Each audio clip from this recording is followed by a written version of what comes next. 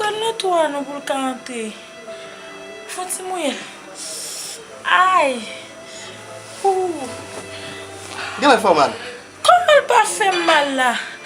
Ouh. Tale. Bon pou el sou kote. Ok. Et puis Fwel non. Ouh. Ok bon. Fwel. Pas mettre dans toa non. Ah. Mouye. Retire pour qu'à mouiller là après ça va mettre. Oui. Mettez. Ay, Fwel non. Fwel nan toa. Oui.